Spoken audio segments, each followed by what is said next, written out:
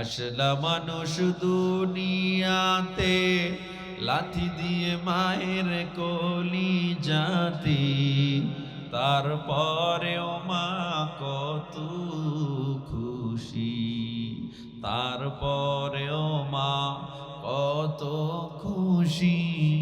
সন্তান বিনে কিছু বুঝে না, যেই মায়ের দোতলে জান্নাত সন্তানের ঠিকানা। মায়ের মতো দরদি কেউ এই দুনিয়ায় পাইবা না, যেই মায়ের দোতলে জান্নাত সন্তানের ঠিকানা। وقضى ربك ألا تعبدوا إلا إياه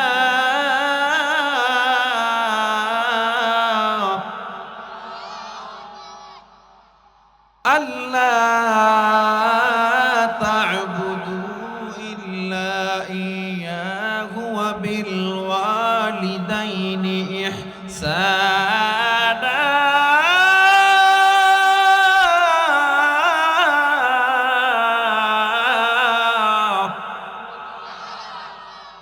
إما يبلغن عندك الكبر أحدهما أو كلاهما فلا تقل لهما أف ولا تنهرهما وقل لهما قولا كريما। মা বাবার ব্যাপারে আল্লাহ তাআলা নির্দেশ দিয়েছেন তাদের সাথে ভালো ব্যবহার কর। কেমন ব্যবহার? ফালা তাকুল লাহুমা উফ, মা বাবার সাথে তুমি এমন ব্যবহার করছো, মা বাবা কোনো কথা বলছে তুমি শব্দ পর্যন্ত বলতে পারবা না। ফালা তাকুল লাহুমা উফ, মা বাবার সাথে কি বলা যাবে না? উফ।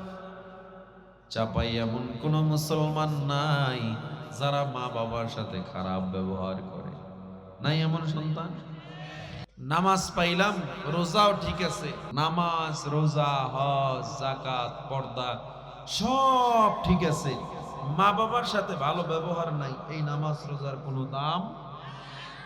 মা বাবা এত বড় সম্পদ, এত বড় সম্পদ। ও মুসলমান ইমানদার, তোমার নামাজ আছে, রোজা আছে, হজ আছে, যাকাত আছে, সব ঠিক আছে, কিন্তু মা বাবার খেদমত করো না। 40 বার যদি কাবায় গিয়া লাব্বাইক বলো, মাকে বেজার রাইখা ওই লাব্বাইক বলার মধ্যে কোনো দাম নাই, ঠিক কিনা? এজন্য মা বাবার খেদমত লাগবে কি লাগবে না? আল্লাহ তাআলা জানায় দেয়, ওয়াকাদা রাব্বুকা আল্লা তা'বুদু ইল্লা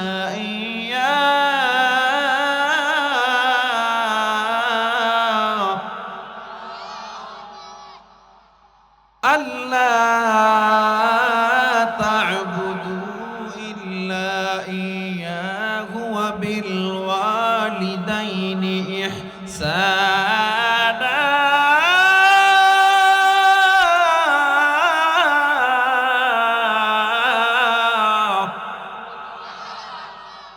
إما يبلغن عندك الكبر أحدهما أو كلاهما فلا تقل لهما أف ولا تنهرهما وقل لهما قولا كريما।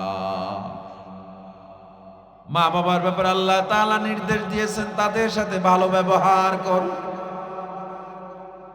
কেমন ব্যবহার?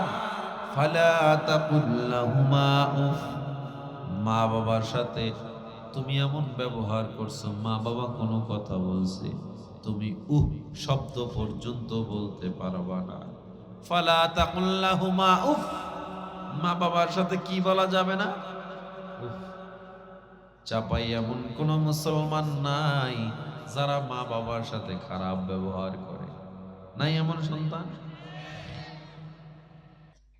ও মুসলমান, আল্লাহর গোলাম, ও নবীর উম্মত,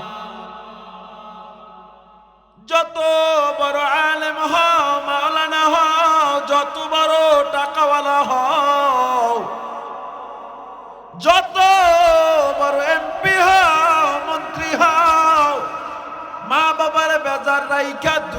সফল হওয়া যায় না, আখিরাতেও জান্নাত পাওয়া যাবে না।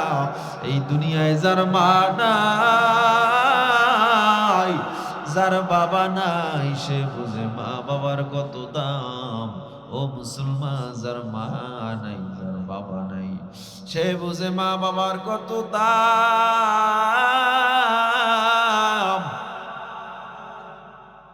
আজকে অনেকে বাড়ি গিয়ে দেখবে মা এখনো অপেক্ষায়, বাবা অপেক্ষায়। অনেকে দেখবে ঘরে গিয়া মায়ের বিছানাটা খালি পড়ে আছে, অনেকে গিয়া দেখবে বাবার বিছানাটা খালি। আল্লাহর নবী বলেন, যারা মা বাবাকে জীবিত পেল এবং জান্নাত কামাই করতে পারলো না, এদের মতো বোকা আর পৃথিবীতে কেউ হতে পারে না। এই জন্য বলি, আমলের বয়ান যত করি, মা বাবারে তুমি খুশি না রাখলে আমল কইরা কিন্তু কোনো লাভ হবে না। মা বাবার খেদমত করো হে মুমিন। বুখারী শরীফের হাদিস, নবীর দরবারে এক সাহাবী আসলো। ইদা জাআ রাজুলুন ইলা রাসূলিল্লাহি সাল্লাল্লাহু আলাইহি ওয়াসাল্লাম ফাকালা ইয়া রাসূলাল্লাহ মান আহাক্কু বিহুসনি সাহাবাতি। হে নবী, মা বাবার মধ্যে আমি কাকে বেশি মহব্বত করব, কাকে বেশি আমি সৎ ব্যবহার করব, কার সাথে? ক্বালা উম্মুকা, আমার নবী বলে তোমার মা। ক্বালা তুম্মা, মান নবী এরপরে কে? ক্বালা উম্মুকা, নবী আবার বলে তোমার মা। ক্বালা তুম্মা, মান নবী এরপরে কে? নবী আবার বলে তোমার মা। কয়বার মনে আছে? খেয়াল আছে তো কথা? কয়বার বলছেন? নবী আমার মায়ের নাম 3 বার বললেন। চতুর্থ নম্বরে নবী আমার বললেন তোমার বাবা। কার সাথে সৎ ব্যবহার করব? বলে তোমার মায়ের সাথে, তোমার মায়ের সাথে, তোমার মায়ের সাথে, এরপরে তোমার বাবার সাথে। তার মানে বোঝা যায় মায়ের চেয়ে, বাবার চেয়ে মায়ের দাম বেশি নাকি? না না, হাদিসের বিভিন্ন জায়গায় বিভিন্ন ভাবে বর্ণনা করা হয়েছে। বিভিন্ন জায়গায়, কোন জায়গায় মায়ের সম্মান, কোন জায়গায় বাবার সম্মান বেশি।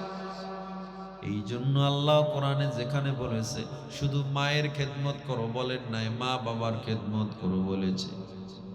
আমার নবীও দেখেন অন্য হাদিসে আছে, রিদার রব্বি ফি রিদাল ওয়ালিদ ওয়া সাখাতুর রব্বি ফি সাখাতিল ওয়ালিদ।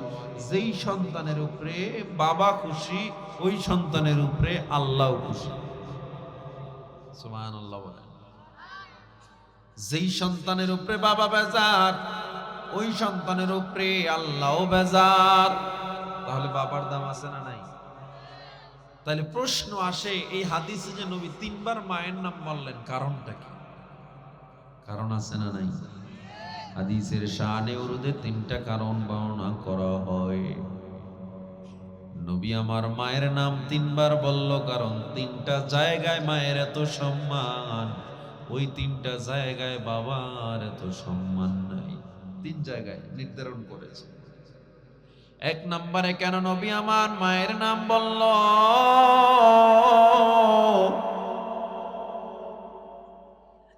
কারণ গর্ভধারণের কষ্ট মা যা সহ্য করে বাবা করে না। এই জন্য আমার নবী 1 নম্বরে মায়ের নাম বলেছে। তোমার আমার পেটে যদি 1 কেজি 2 কেজির একটা পাথর বেঁধে দেওয়া হয়, 1 দিন 2 দিনের বেশি আমরা আর রাখতে পারবো না। আর তোমার আমার মা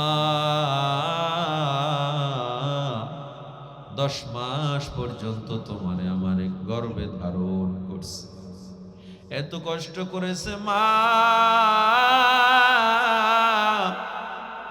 এত কষ্ট সহ্য করেছে, পৃথিবীর কোনো বাবা সহ্য করে নাই।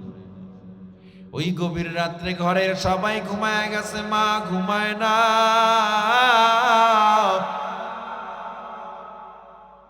ডান দিকে মা শোয়, পেটের যন্ত্রণা, বাম দিকে ঘুরে মায়ের পেটের যন্ত্রণা। ঘরের মাথায় হাঁটে ও মাথায় হাঁটে। এই যে মায়ের কষ্ট দুনিয়ার কোনো বাবারা সহ্য করে না। এই দিকে তাকায় নবী আমার এক নম্বরে মায়ের নাম বলল, আবার দ্বিতীয়বার কেন নবী মায়ের নাম বলল? কারণ প্রসব বেদনার যে কষ্ট, জন্মের সময়ের যে কষ্ট, মা যা সহ্য করে পৃথিবীর কোনো বাবা তা সহ্য করে না। এত কষ্ট মা সহ্য করলো।